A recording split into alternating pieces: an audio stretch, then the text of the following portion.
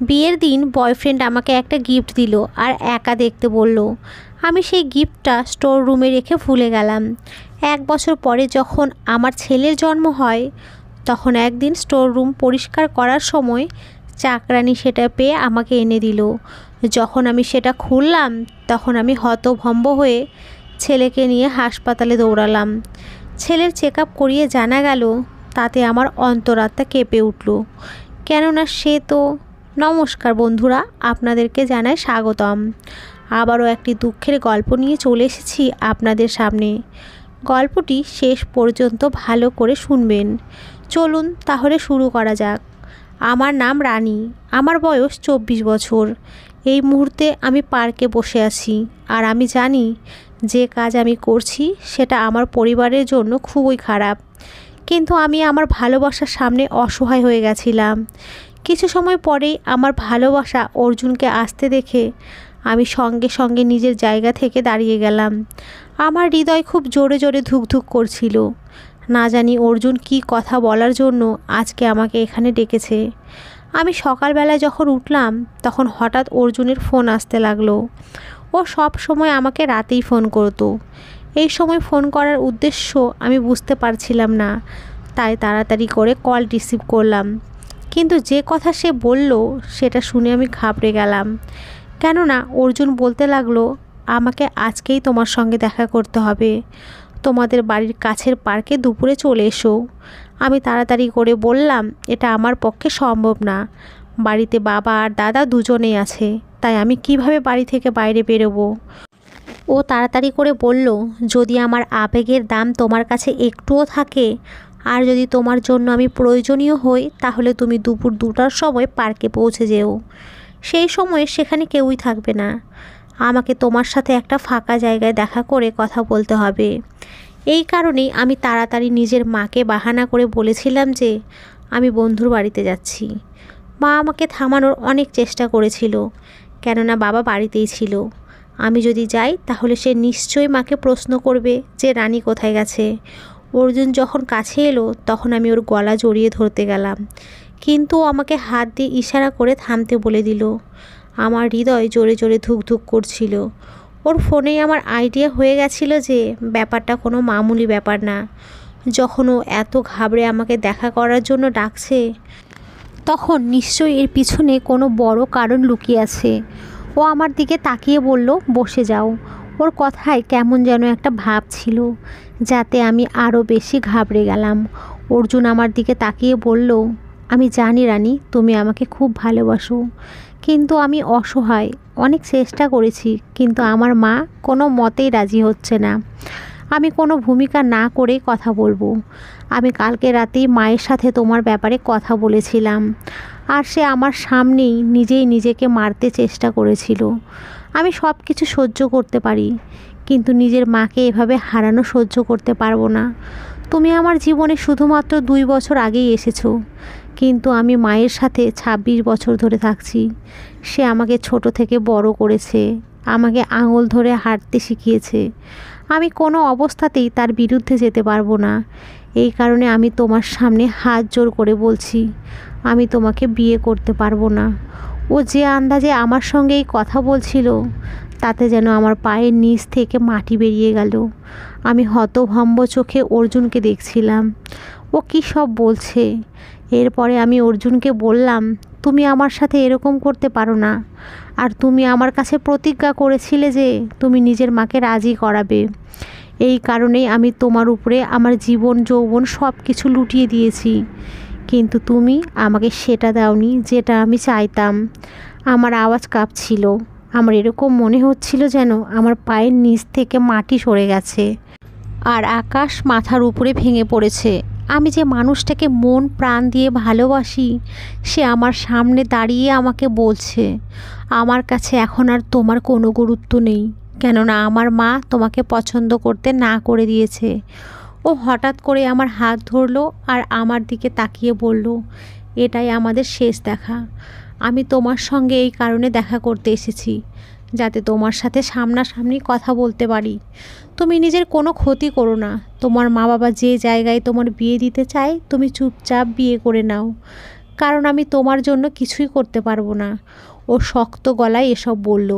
ওর শব্দে কোনো নরম ভাব ছিল না, যদিও আমার চোখ দিয়ে জল পড়তে শুরু করেছিল।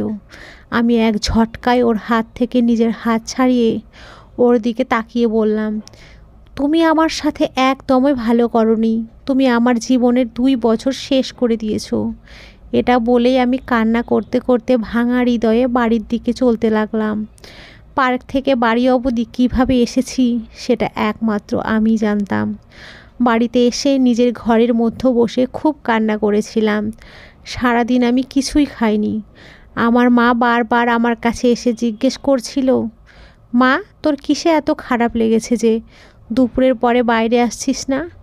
আমি আমার মাকে বলতেও পারছি না যে আমার উপর দিয়ে কি ঝড় বয়ে গেছে। সময় ধীরে ধীরে কাটতে লাগলো, কিন্তু আমার ক্ষত একটুও পূরণ হলো না।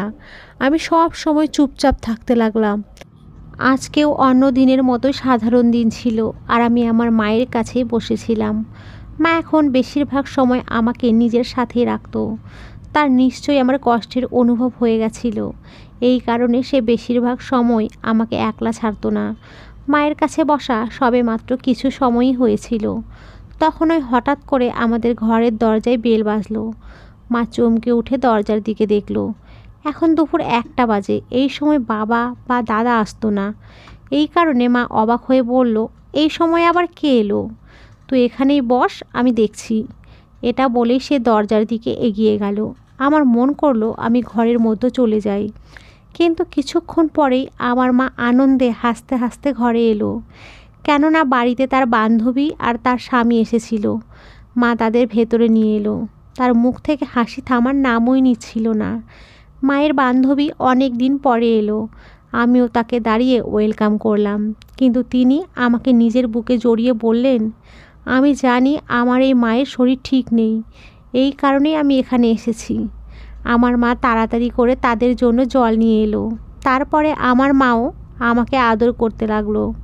এতে আমি খুব অবাক হয়েছিলাম যে এই দুজনের হঠাৎ করে কি হয়েছে। তাদের মধ্যে আমার প্রতি এত ভালোবাসা কেন জেগে উঠেছে।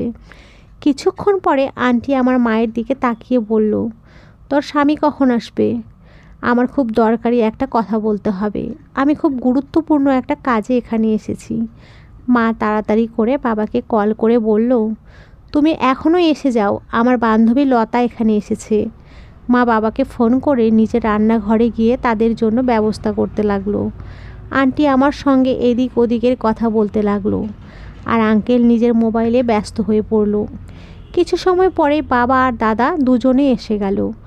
এরপরে হঠাৎ করে আন্টি বাবাকে বলতে লাগলো, দাদা আজকে আপনার কাছে অনেক আশা নিয়ে এসেছি। আজকে আমি আপনার বাড়ির খুবই দামি একটা জিনিস চাইতে এসেছি। তার কথা বলার ধরন খুবই অদ্ভুত ছিল, তাই আমি চমকে তার দিকে তাকালাম। তার কথার মানে আমি খুব ভালোভাবেই বুঝে গেছি। আমার হৃদয় খুব জোরে জোরে ধুকধুক করতে শুরু করলো, আর আমার চোখে জল এসে গেল। আমি অর্জুনকে ছাড়া কখনো কারো ব্যাপারে ভাবিও নি। তাই আমি মনে মনে প্রার্থনা করছিলাম আন্টি নিজের ছেলের জন্য আমাকে চেয়ে না বসেন। আন্টি বাবার দিকে তাকিয়ে বলল, আজকে আমরা আপনার মেয়েকে আমার ছেলের জন্য চাইতে এসেছি। আমার ছেলে করণের জন্য আপনার মেয়েকে ভালো লেগেছে, তাই আমি ভেবেছি এই দুজনকে এক করে দেয়া হোক, যাতে আমাদের বন্ধুত্ব আরও ভালো হয়। আন্টির কথা শুনে বাবা আর মা খুশিতে যেন নেচে উঠল। একই অবস্থা আমার দাদারও ছিল, কিন্তু আমার হৃদয় কাঁপছিল। আমি অনেক কষ্টে নিজের চোখের জল কন্ট্রোল করে মাথা নিচু করে নিলাম। আমার মন করছিল আমি সব কিছু ছেড়ে ছুড়ে দূরে কোথাও চলে যাই। মা তাড়াতাড়ি করে বলল, এর থেকে ভালো আর কি কথা হতে পারে? আমরা এই সম্বন্ধের জন্য রাজি। যদিও আন্টি বাবার দিকে আশার চোখে তাকিয়েছিল, আর বাবাও এই একই শব্দ রিপিট করলো। আসলে বাবা মায়ের আগে থেকে ইচ্ছা ছিল আন্টির সাথে কথা বলার, কিন্তু লজ্জার সংকোচের কারণে বলতে পারেনি।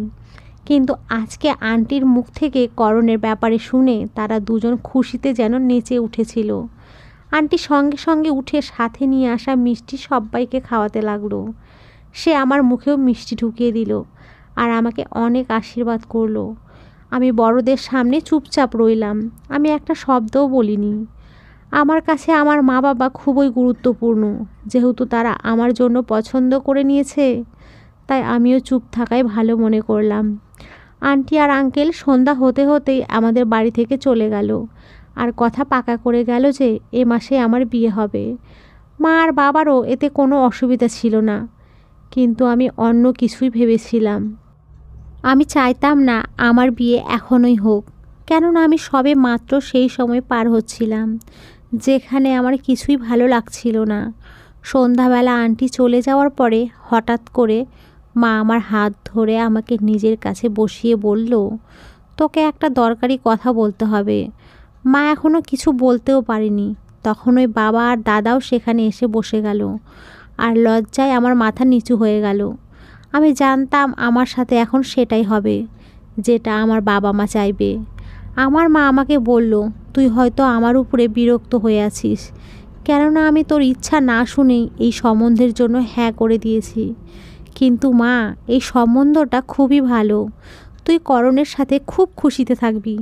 ওর সহ্য ক্ষমতা অনেক বেশি, এছাড়াও ও ভালো চাকরি করে, তোকে খুব খুশিতে রাখবে। যদিও আমি আমার মাকে এটা বলতে পারিনি যে আমার খুশি করণে নয়, বরং অর্জুনে, যে আমার সমস্ত হৃদয়ের মালিক। কিন্তু আমি চুপচাপ মাথা নিচু করে শুধু এটাই বলেছিলাম যে তোমাদের যেরকম ভালো মনে হয়, যদি তোমরা আমার জন্য করণকে পছন্দ করো তাহলে আমার কোনো অসুবিধা নেই। আমি এটা বলেই ঘরের মধ্যে চলে গেলাম, আর দরজার সাথে পিঠ লাগিয়ে বসে কান্না করতে লাগলাম। আমার হৃদয়ের এমন অবস্থা ছিল যে আমার মনে হচ্ছিল আমি এখনই নিজেকে শেষ করে নেই, যাতে এই বিয়ের তামাশা এখানেই শেষ হয়ে যায়। কিন্তু আমি এরকম করতে পারলাম না, কেননা আমি কোনো অবস্থাতেই নিজের মা বাবার সম্মান নষ্ট করতে পারতাম না। সময় ধীরে ধীরে কাটতে লাগলো, আর এক সপ্তাহের মধ্যেই আমার মা বাবা আমার বিয়ের দিন ঠিক করে দিল। এই সপ্তাহেই আমার দুনিয়া অন্ধকারে ডুবে গেল।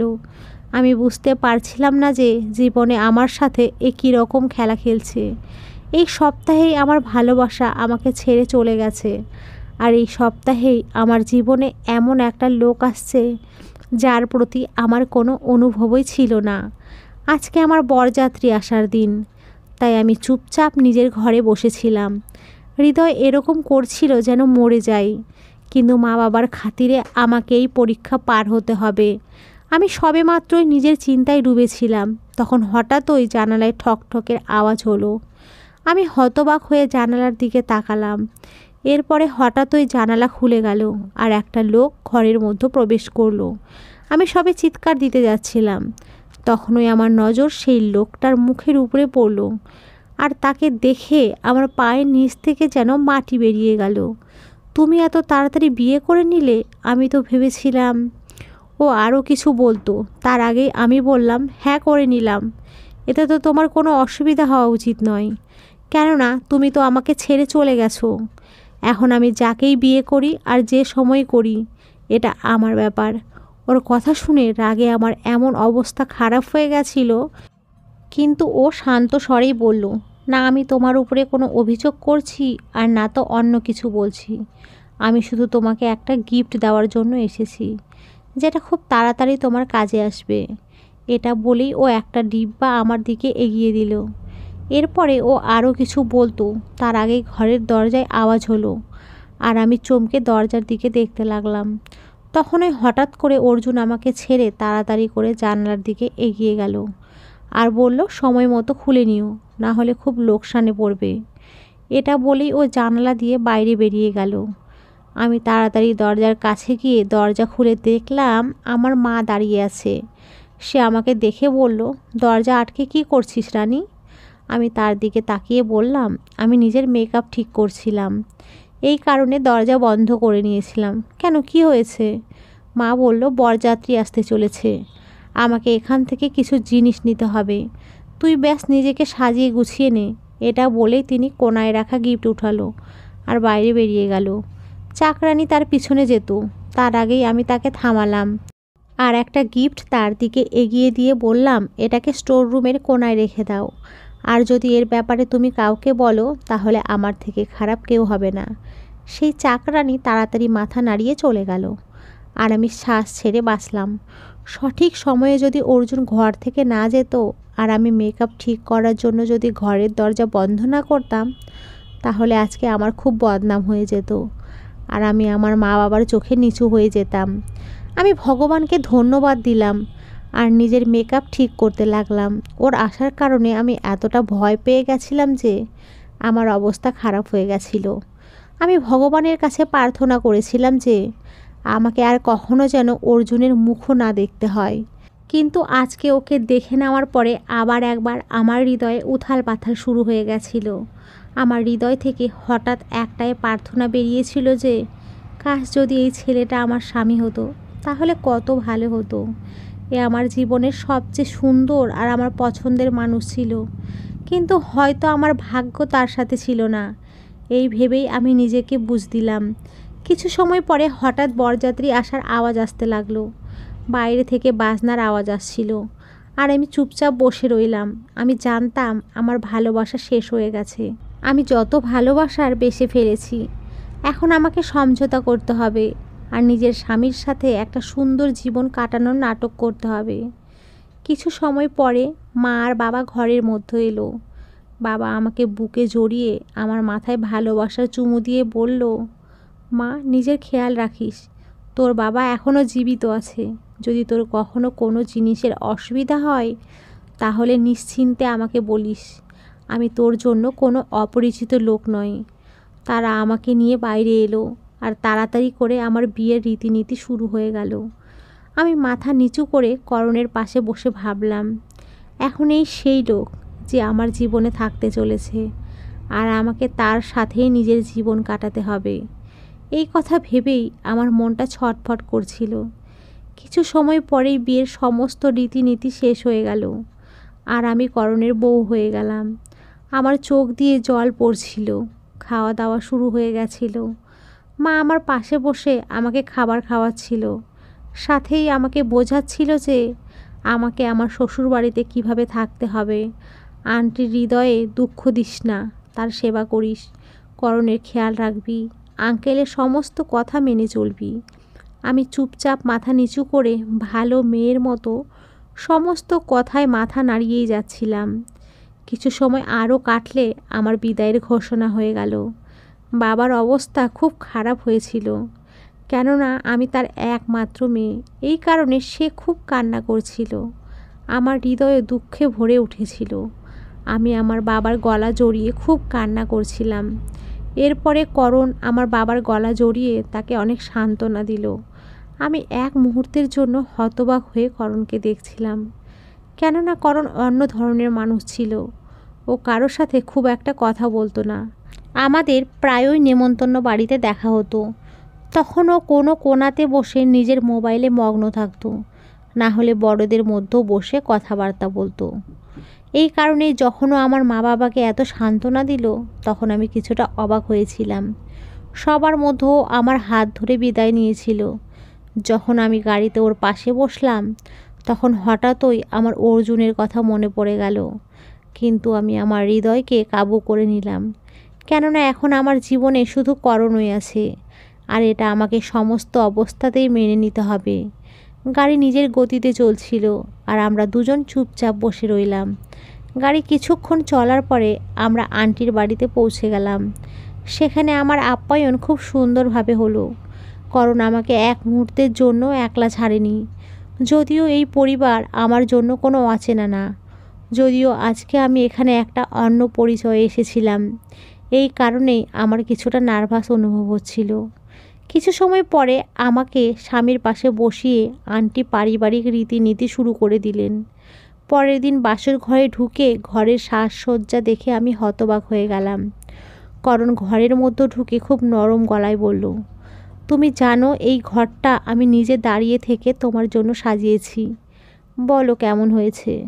আমি কয়েক মুহূর্তের জন্য একদমই চুপ হয়ে গেলাম। করণের সাথে আমার একটা অদ্ভুত সংকোচ অনুভব হচ্ছিল। না আমি কখনো ওর সঙ্গে বেশি কথা বলেছি আর না আমার ওর সাথে বেশি মিল ছিল। আমি কিছুটা ঘাবড়ে বললাম, খুব ভালো হয়েছে।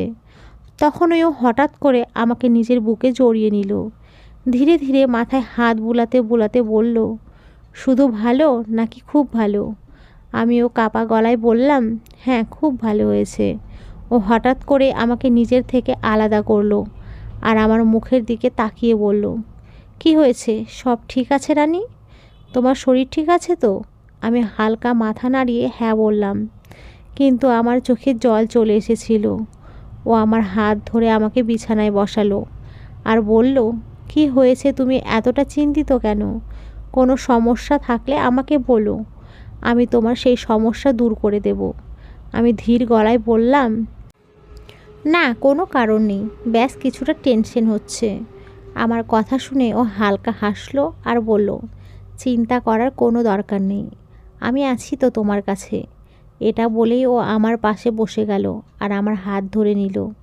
ধীরে ধীরে ও আমার হাতে আদর করতে করতে আমার কাছে আসতে শুরু হয়ে গেল। আমার চোখে জল ছিল, আমার হৃদয় কষ্টে ভরে উঠেছিল।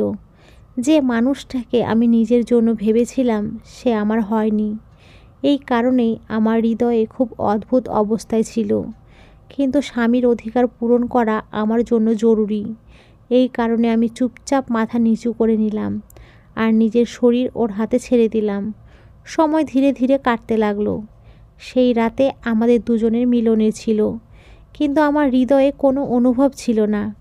পরের দিন সকালে যখন আমি উঠলাম তখন ঘরের মধ্যে কেউ ছিল না। আমি তাড়াতাড়ি করে ঘড়ির দিকে তাকিয়ে দেখলাম ঘড়িতে 10টা বাজে। সঙ্গে সঙ্গে আমি নিজের কপাল চাপড়ে বিছানা থেকে উঠলাম আর নিজের উপরে রেগে বললাম, এটা কি করে দিয়েছি আমি? আজকে শ্বশুরবাড়িতে আমার প্রথম দিন আর আজকেই আমি লেট করে দিয়েছি। আমি তাড়াতাড়ি করে বাথরুমের ভেতরে চলে গেলাম আর তাড়াতাড়ি ফ্রেশ হয়ে বাইরে বেরিয়ে এলাম। সামনেই করণ বসেছিল। ওকে দেখে আমি বললাম, যখন তুমি উঠেই গেছিলে তাহলে আমাকে উঠিয়ে দিতে। আমি নিজের চুল বাঁধতে বাঁধতে এই কথা বললাম। তখন হঠাৎ ও আমার পিছনে এসে আমার চুল খুলে বলল, কোনো ব্যাপার না, দেরি হয়েছে তো কি হয়েছে? আমি হেসে ওর দিকে দেখে আবার চুল বাঁধতে লাগলাম। তখনও মাথা নাড়িয়ে বলল, না না খোলা থাকতে দাও, ভালো লাগছে। আমি খুব অবাক হয়ে গেলাম। এরপরে আমি চুপচাপ হালকা মেকআপ করে ওর সাথে নিচে এসে গেলাম। ধীরে ধীরে সময় কেটে যাচ্ছিল। আমি করণের সাথে আমার নতুন জীবন শুরু করে ফেলেছি। আজকে আমার বিয়ের পুরো 1 মাস হয়ে গেছে আর আজকে আমার শরীরে অদ্ভুত অনুভব হতে লাগলো। এই কারণেই আমি জানালার কাছে ঠান্ডা হাওয়ায় দাঁড়িয়ে রইলাম। কিছু সময় কাটার পরে হঠাৎ করে আমার বমির মতো মনে হলো। আমি তাড়াতাড়ি বাথরুমে চলে গেলাম। সেখানে গিয়ে বমি করে আমি খুব ক্লান্ত হয়ে গেলাম আর সেখানেই বসে পড়লাম। কিছু সময় কাটার পরে ঘরে এসে করণ আমাকে ডাকলো।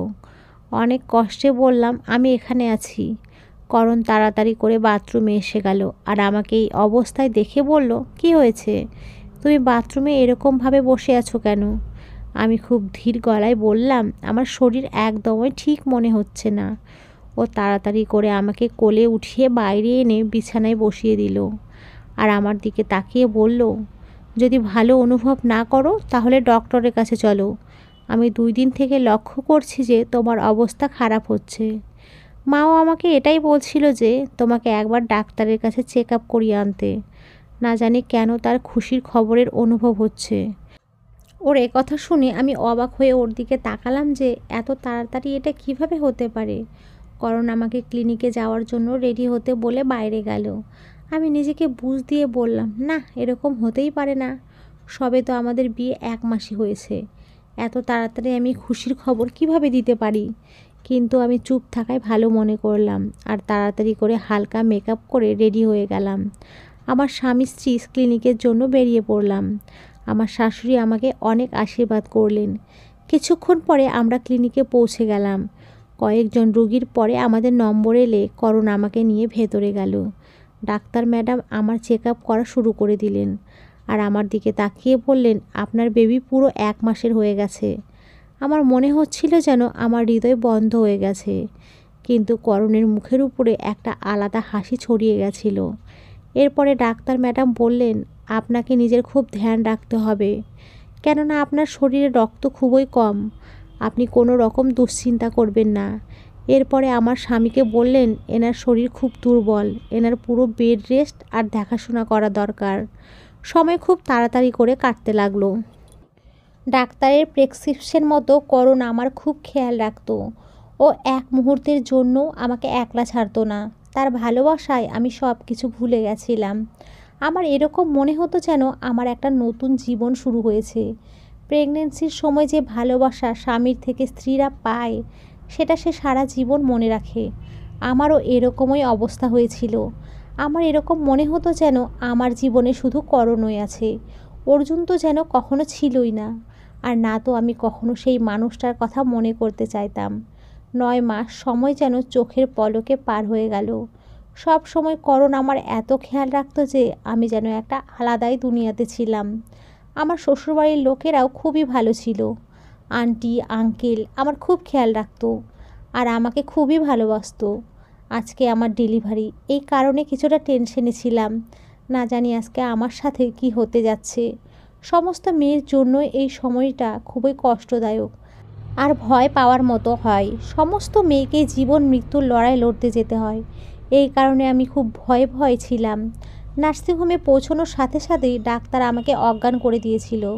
কয়েক ঘন্টা পরে জ্ঞান ফিরলে দেখলাম ভগবান আমাকে একটা খুব সুন্দর ছেলে উপহার দিয়েছেন। সবাই আমার ছেলেকে কোলে নিয়ে আদর করছিল।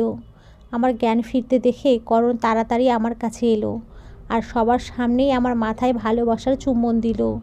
ও বাচ্চা কোলে দেওয়ার সময় আমাকে নিজের বুকে জড়িয়ে নিল আর ভালোবেসে বলল, জানো আমায় আজকে তুমি আমাকে সেই গিফট দিয়েছো যেটা আমি সব সময় চাইতাম। নিজের সন্তানকে কোলে নিয়ে যে শান্তি আর আনন্দ হচ্ছে, সেটা আমি তোমাকে বলে বোঝাতে পারবো না। আর এই সব কিছু শুধুমাত্র তোমার কারণেই হয়েছে। আমি খুশি হয়ে তার গলা জড়িয়ে ধরলাম। ডেলিভারির পরে আমি আমার বাবার বাড়িতে চলে গেলাম, কেননা একটা মেয়ের জন্য এই সময় খুব গুরুত্বপূর্ণ হয়। আর এই সময় মা কাছে থাকলে মেয়েরা শান্তি আর আরাম অনুভব করে। আমার মা সমস্ত সময় আমার খেয়াল রাখতো। মায়ের কাছে আসা পুরো 1 মাস হয়ে গেছে। আজকেও প্রতিদিনের মতোই দিন ছিল। হঠাৎ করে আমার মাথায় অর্জুনের খেয়াল এলো। ওর কথা মনে পড়ায় আমি কিছু সময়ের জন্য টেনশনে পড়ে গেলাম। তারপরে হঠাৎ করে কিছু একটা ভেবে চাকরানিকে ডাকলাম। অর্জুন বিয়ের দিন আমাকে একটা গিফট দিয়ে গেছিল। আরও জোর দিয়ে বলেছিল, তুমি তাড়াতাড়ি এটা খুলে দেখো। কিন্তু আজ ওর আমার আলাদা হওয়ার পুরো 1 বছর হতে চলেছে। আমার ডাকাতে চাকরানি এলে। আমি তার দিকে তাকিয়ে বললাম, তোমার মনে আছে আমার বিয়ের দিন আমি তোমাকে একটা লাল রঙের গিফট দিয়ে বলেছিলাম যে এটা স্টোর রুমের কোণায় রেখে দেবে? তোমার কি মনে আছে সেই কথা? সে কিছু সময়ের জন্য চুপ থাকলো।